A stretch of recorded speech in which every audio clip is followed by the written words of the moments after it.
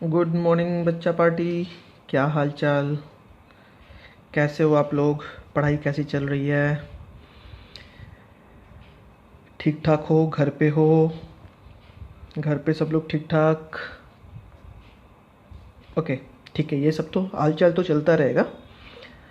देखिए, last lecture में हमने पढ़ा था torque on a dipole in a uniform electric field. ठीक है ना, यूनिफॉर्म इलेक्ट्रिक फील्ड हमने पढ़ा था। यूनिफॉर्म इलेक्ट्रिक फील्ड क्या होती है, नॉन यूनिफॉर्म इलेक्ट्रिक फील्ड क्या होती है। ठीक है, फिर जो टॉर्क की वैल्यू आई थी वो आई थी tau is equal to p cross E. क्या आई थी? P cross E. फिर हमने मैक्सिमम टॉर्क मिनिमम टॉर्क की भी पढ़ाई की थी। ठीक है, एंड देन हमने पढ़ा था इलेक्ट्रिक लाइन ऑफ फोर्सेस। ठीक है, उसके बाद पढ़ा हमने इलेक्ट्रिक फ्लक्स। अच्छा, इलेक्ट्रिक फ्लक्स की डेफिनेशन हमने पढ़ी, the total electric field line passing through an area, the total number of electric field lines passing through an area is known as electric flux।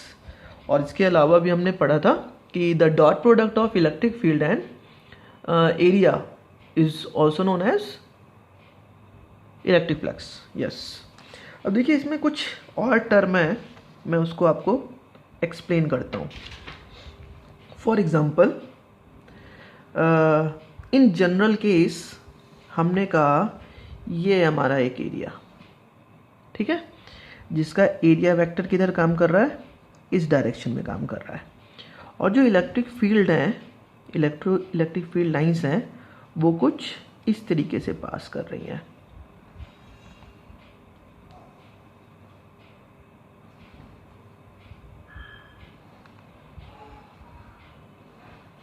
ये रही, हमने बना लिया।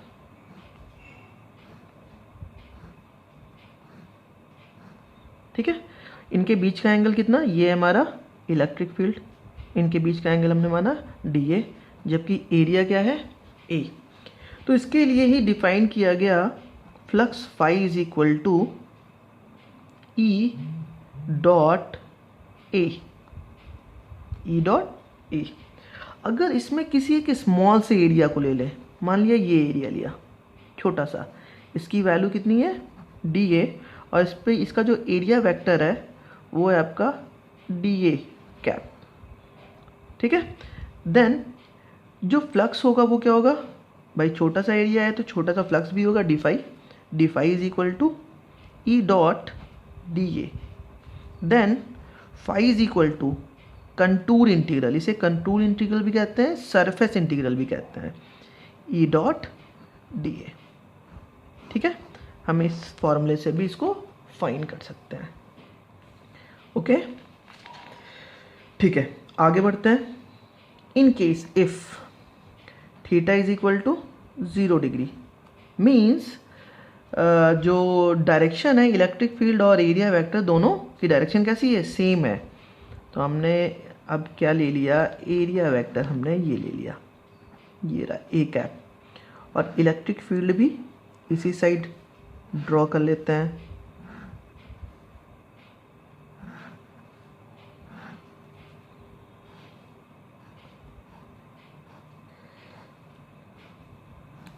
ठीक है, ई, ये हो गया हमारा area vector.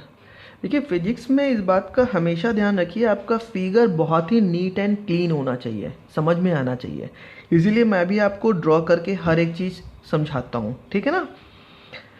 Then angle between E and A, theta, देखिए ई भी इसी डायरेक्शन में, ए भी है, मीन्स एंगल की वैल्यू कितनी, 0 डिग्री। देन आप कह सकते हो phi is equal to E A cos 0 degree. Cos 0 की वैल्यू कितनी होती है, 1, means phi tend to phi maximum, means phi max is equal to E into A. और मैंने आपको लास्ट टॉपिक में बताया भी था, आपको एग्जाम्पल लेकर इसका, कि जब ये आपका रूफ है, ये आपका सरफेस है, और ऊपर का रूफ आपका पॉजिटिवली चार्ज है, नीचे नेगेटिव चार्ज है, तो इस पोजीशन में मैक्सिमम फ्लक्स पास होगा। क्यों? क्योंकि इस केस में इलेक्ट्रिक फील्ड की डायरेक्शन भी ये है और आपका जो वेक्टर है एरिया वेक्टर वो भी किधर काम कर रहा है, नीचे की ओर काम कर रहा है, ठीक है। And next is if theta is equal to 90 degree, yes. तो 90 डिग्री के लिए हमने क्या किया, इस सरफेस को ऐसा ड्रॉ किया, ये देखिए, और ये हो गया इसका एरिया वेक्टर ए कैप, ये है इसका एरिया, ठीक है। इस केस में जरा आप देखिए जो इलेक्ट्रिक फील्ड लाइन पास होंगी वो कैसी होंगी, कुछ इस तरीके से होंगी। मीन्स इसके एरिया से कोई पास नहीं हो रही है, ये लाइन से पास हो रही है। कहने का मतलब है ये इस तरीके से पास हो रही है, ये इसका एरिया है, ठीक है ना, ये ऐसे पास हो रही है इस तरीके से। तो क्या इससे इसके एरिया से एक भी लाइन पास होगी, नहीं होगी, तो फ्लक्स की वैल्यू क्या होगी, 0। आप ऐसे भी समझ सकते हैं इनके बीच का एंगल कितना, 90 degree. Then phi is equal to E A cos 90 degree. इस केस में फाई क्या हो जाएगा, मिनिमम, ठीक है। Then phi minimum is equal to 0। Clear है। देन अगला जो टॉपिक है वो है हमारा बहुत ही इंपॉर्टेंट गॉस लॉ। उसको पढ़ने से पहले क्लास 11th में हमने 2 टर्म पढ़ा था। एक पढ़ा था प्लेन एंगल, प्लेन एंगल, और एक पढ़ा था हमने solid angle, solid angle. Plane angle और सॉलिड एंगल का क्या मतलब था, देखिए प्लेन है, ठीक है। इस प्लेन पे हमने एक वेक्टर ये ड्रॉ कर लिया और ये एंगल कह दिया theta, then this is known as plane angle. लेकिन सॉलिड में क्या था, सॉलिड में यही चीज़ें बदल गई थी। अब मान लीजिए एक फुटबॉल है, आप लोग फुटबॉल खेलते हैं, फुटबॉल में पैचेस बने होते हैं स्क्वायर स्क्वायर शेप में। तो एक स्क्वायर शेप का ये एक पैच है मान लिया, ठीक है, और ये इसका सेंटर। तो ये जो पूरा पैच है ना, ये जो पूरा एरिया है वो एक एंगल सबटेंड कर रहा है, ये एंगल, इसे कहते हैं हम सॉलिड एंगल। क्या कहते हैं, सॉलिड एंगल। इसे डिनोट करते हैं डी ओमेगा से। अगर ये एरिया आपका डी ए है और ये डिस्टेंस ओरिजिन से आर है, तो डी ओमेगा को डिफाइन किया गया D A upon R square. This is the value of solid angle. तो यहाँ से आप एरिया की वैल्यू निकाल सकते हो, क्या हो जाएगी, D omega into R square. तो अगर मैं किसी सरफेस, किसी स्फेयर के टोटल एरिया की बात बोलूँ, तो जरा आप बताइए ये जो आप छोटा सा एरिया देख रहे हैं, ठीक है, ये छोटा सा एरिया, वो किसी एक पूरे सरफेस के लिए कितना एंगल सबटेंड करेगा इस पोजीशन पे, एंगल की बात कर रहा हूँ। कोई भी स्फेयर सेंटर पे कितना एंगल सबटेंड करता है, 4 pi, yes. Then for a sphere d omega is equal to 4 pi. Then d A is equal to whole surface के लिए कितना हो जाएगा, 4 पाई आर स्क्वायर। ये आप लोग पहले से जानते हो, ठीक है, बात समझ में आई। ओके, बढ़ते हैं अपने अगले टॉपिक पे। बहुत ही इंपॉर्टेंट टॉपिक है and the name is Gauss law.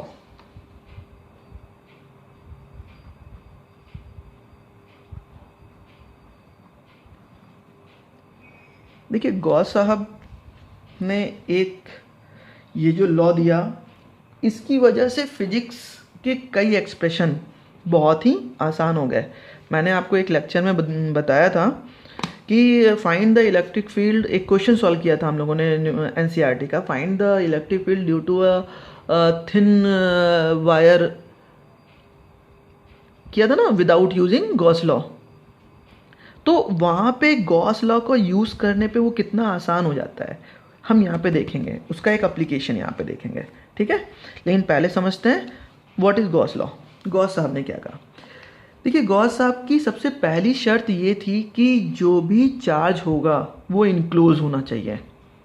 Gauss law तभी अप्लीकेबल है जब चार्ज हमारा क्या होगा, इनक्लोज।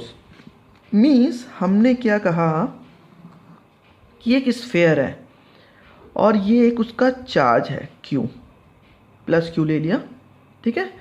तो ये भाई क्लोज होना चाहिए, तो इससे पास होने वाला जो फ्लक्स होगा, मान लिया ये इस डायरेक्शन की बात कर रहा है, छोटा सा एरिया हमने इसको कह दिया DA, और इलेक्ट्रिक फील्ड क्या होगी भाई, हर तरफ फील्ड लाइंस ट्रेवल कर रही होंगी, तो इस डायरेक्शन में जो इलेक्ट्रिक फील्ड होगी वो क्या होगी, EA, और इसका एरिया एलिमेंट क्या होगा, DA, ठीक है। देन हम कह सकते हैं phi is equal to d, phi is equal to छोटा सा है part, d phi is equal to E into DA, then phi is equal to contour integral या surface integral E dot DA, ठीक है। इसकी वैल्यू हमेशा enclose charge Q upon epsilon naught के equal होगा, ठीक है। बात समझ में आई कि जो भी फ्लक्स पास होगा इस सरफेस से वो हमेशा total charge, net charge upon epsilon naught के इक्वल होगा। मान लीजिए यहाँ पे +5 कूलम +2 कूलम हैं, तो फ्लक्स क्या हो जाएगा, ये हो जाएगा 7 कूलम अपॉन एप्सिलॉन नॉट। इसको आप 8.85 इंटू 10⁻12 से डिवाइड कर दीजिए, आपको फ्लक्स की वैल्यू मिल जाएगी, ठीक है। बहुत ही सिंपल है। मैं इसका स्टेटमेंट एक बार आपको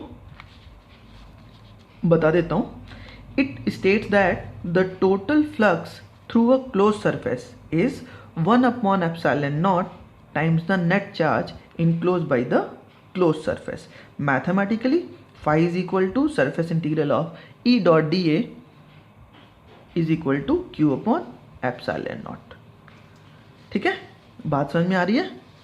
ओके, अब इसको हम प्रूव करेंगे। Proof of Gauss law.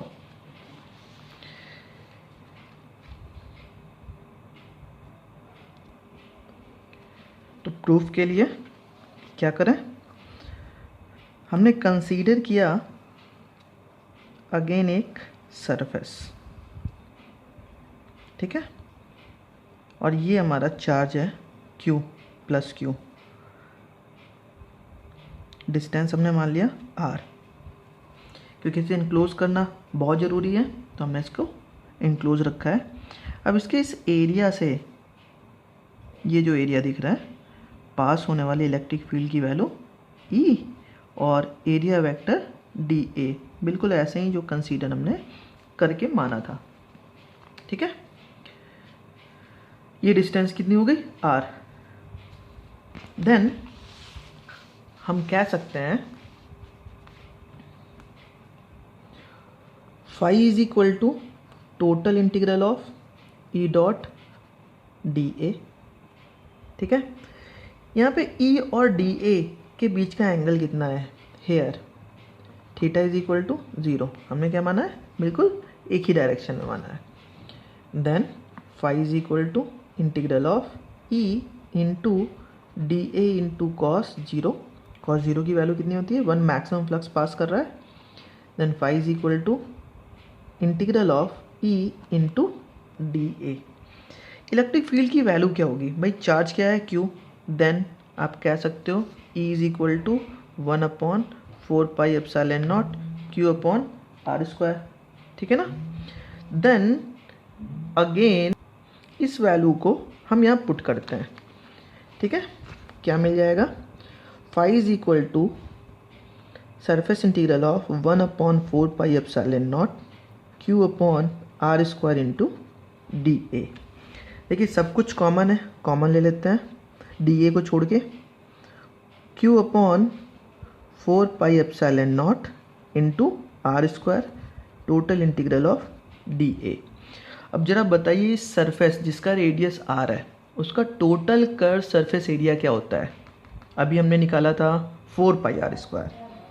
Then phi is equal to Q upon 4 pi epsilon naught into R square into 4 pi R square.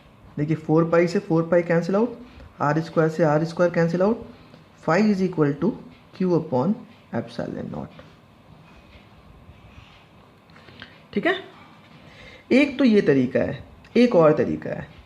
ठीक है, मैं एक और मेथड बताता हूँ आपको।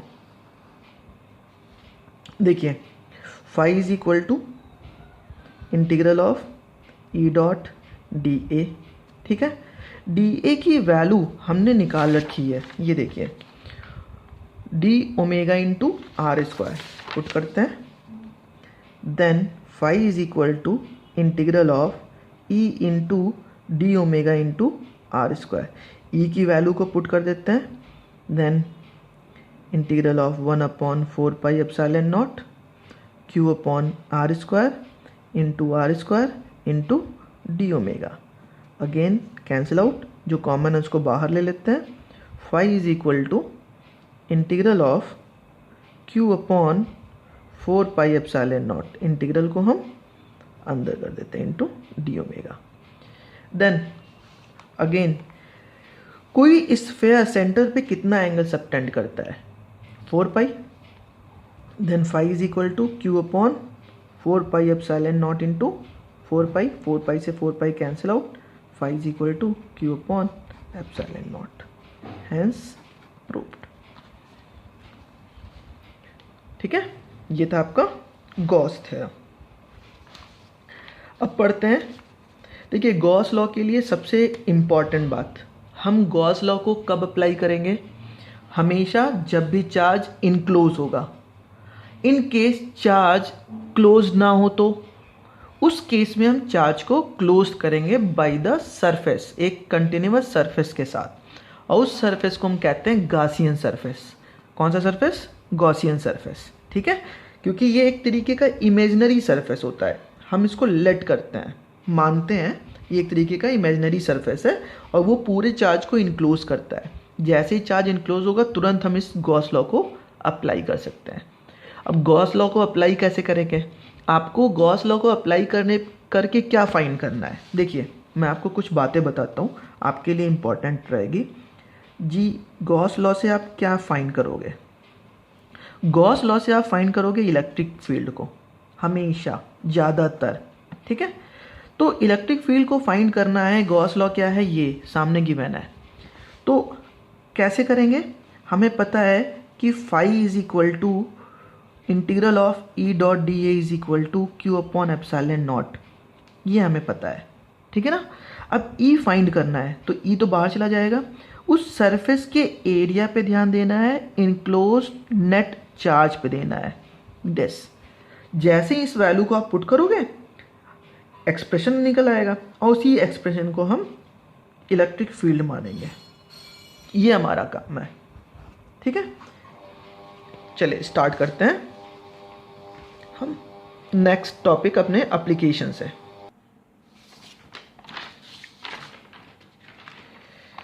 तो पहला एप्लीकेशन है आपका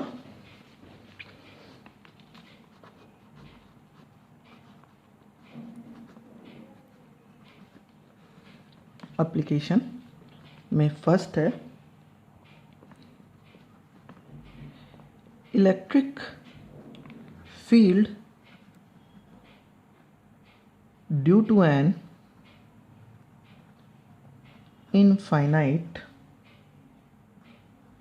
infinite long charged wire।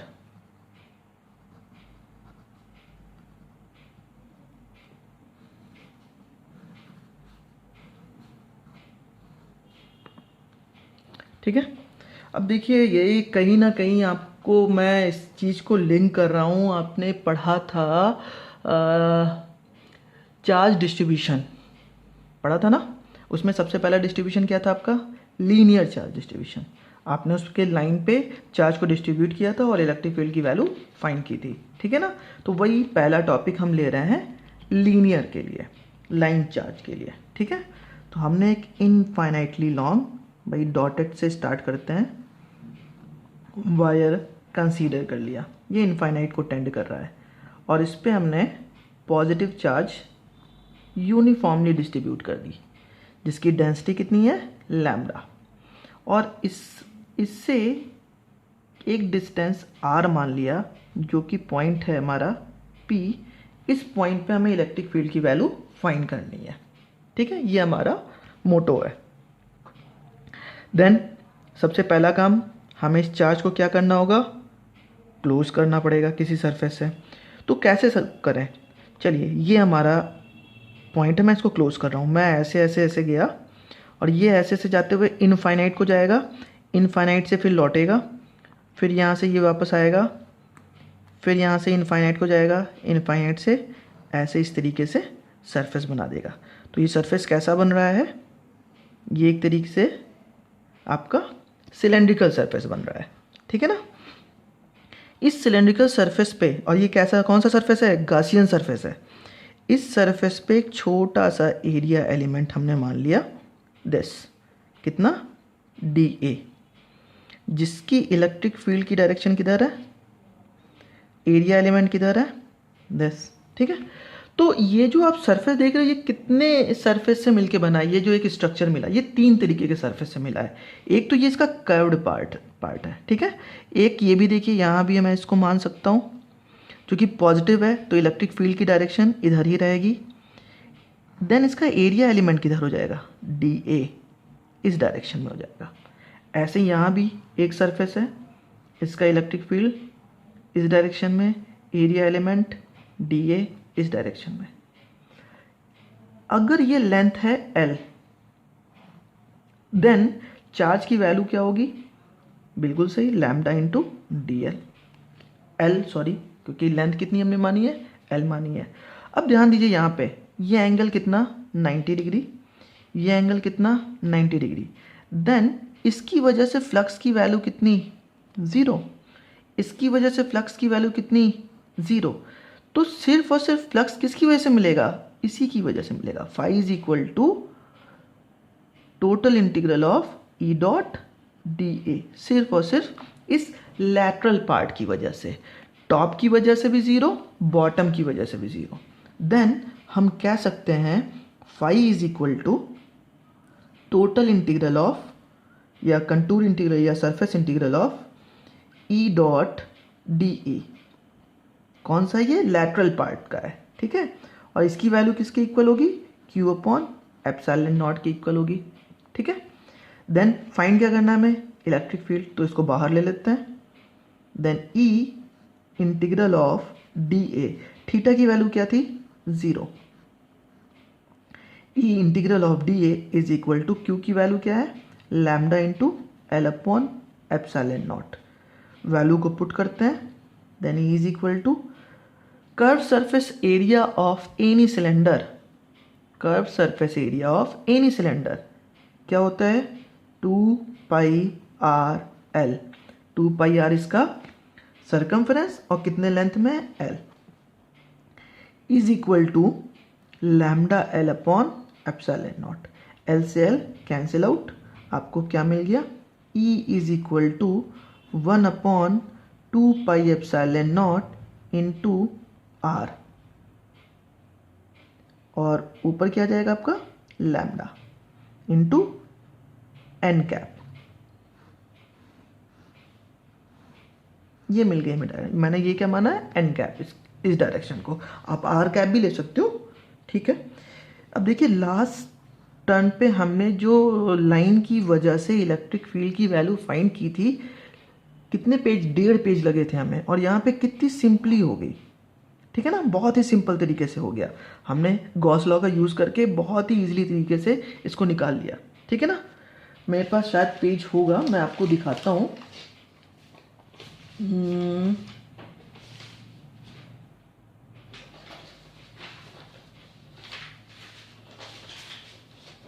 आप लोग पुराने उस पर जाकर देख लीजिएगा, अभी मुझे मिल नहीं रहा है, ठीक है।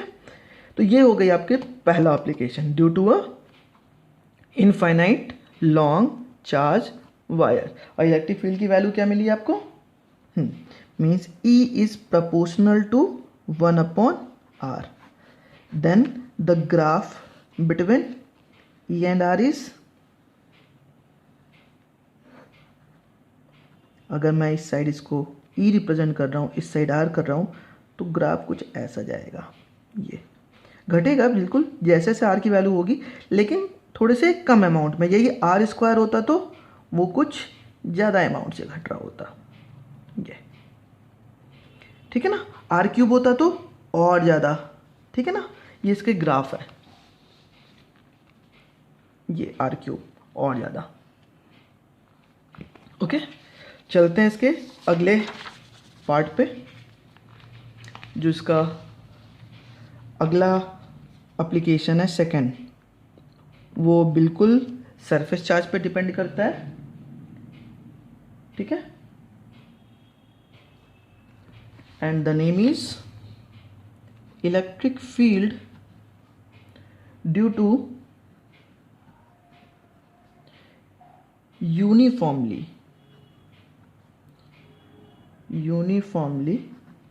charged infinite plane sheet,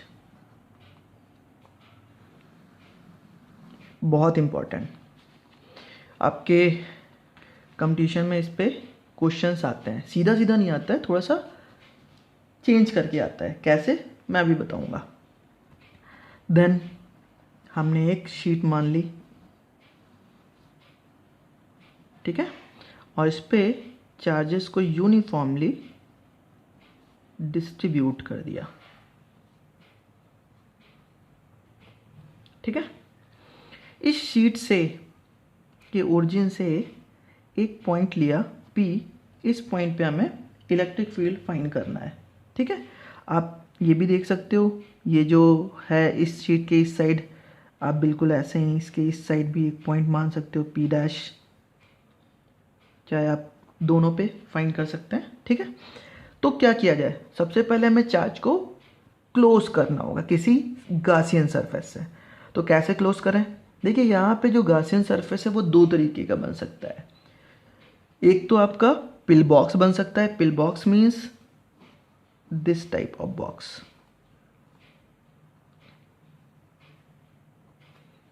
ठीक है, इसमें भी हर तरफ से आप एरिया फाइंड कर लोगे, लेकिन मैं ये नहीं आपको सजेस्ट करूंगा कि आप इसको यूज़ करो। क्यों, क्योंकि देखिए 1 2 3 4 5 6 6 सरफेस आ रहे हैं यहाँ पे। ठीक है, इसलिए मैं यहाँ पे सजेस्ट नहीं करूँगा। आप बिल्कुल ऐसे ही यूनिफॉर्मली एक और सरफेस बनता है बिल्कुल सेम, हम इसे सजेस्ट करेंगे।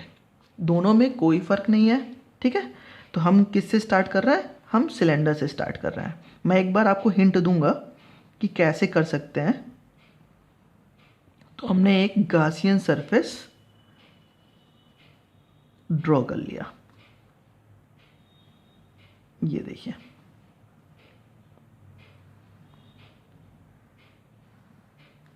ठीक है, इलेक्ट्रिक फील्ड E, इसका एरिया एलिमेंट, हमने इसका एरिया ऑफ क्रॉस सेक्शन मान लिया कि ये A है।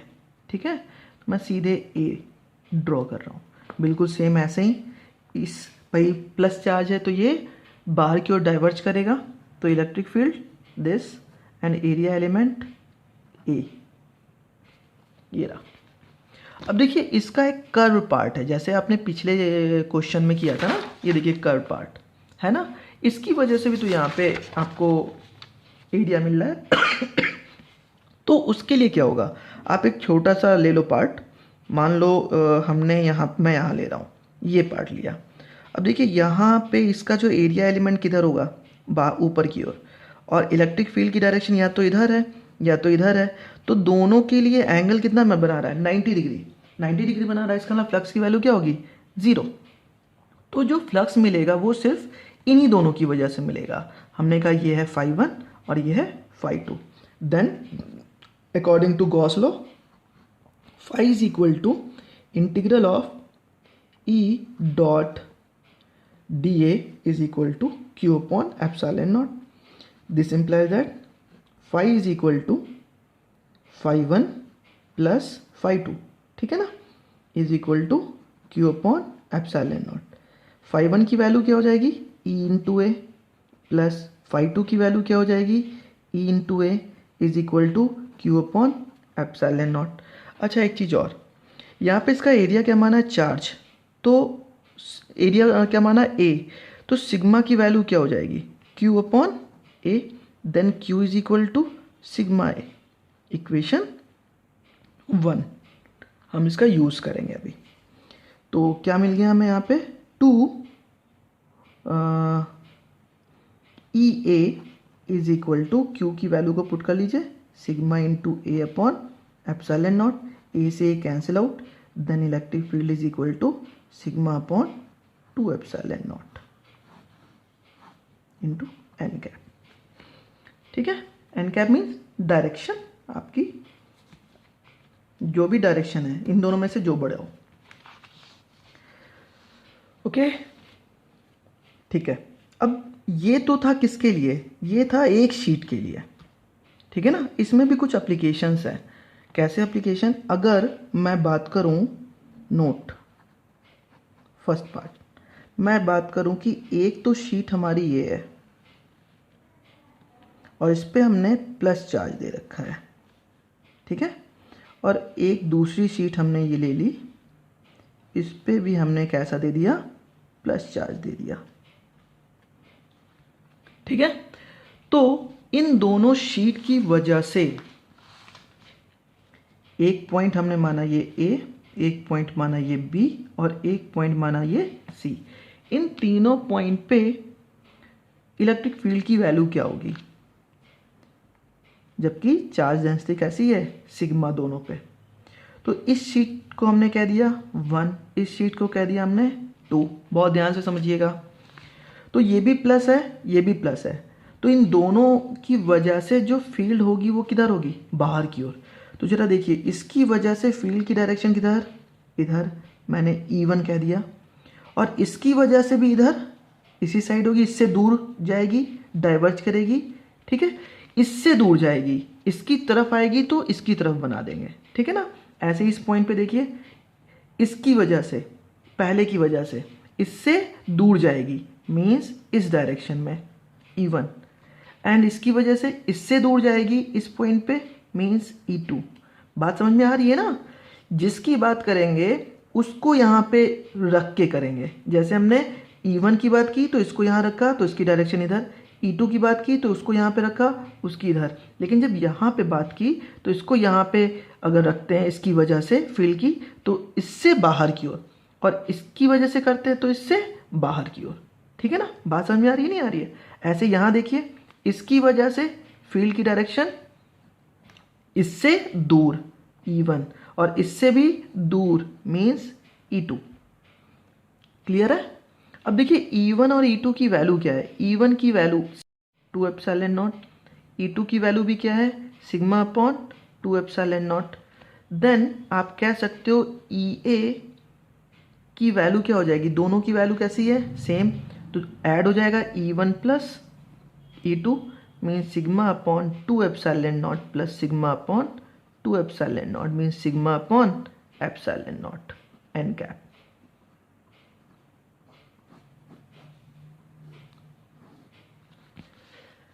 ठीक है, ऐसे ही EB की जरा देखिए आप, EB इज इक्वल टू, दोनों की अपोजिट डायरेक्शन है तो E1 माइनस E2 क्या है, दोनों सेम तो 0, ठीक है। ऐसे ही EC की जरा देखिए, E1 प्लस E2 फिर से सेम है तो क्या मिल जाएगा हमें मिल जाएगा again sigma upon epsilon naught. Then हम कह सकते हैं इस पॉइंट पे और इस पॉइंट पे इलेक्ट्रिक फील्ड की value sigma upon epsilon not और इस पॉइंट पे 0, ठीक है। दूसरा केस, सेकेंड केस,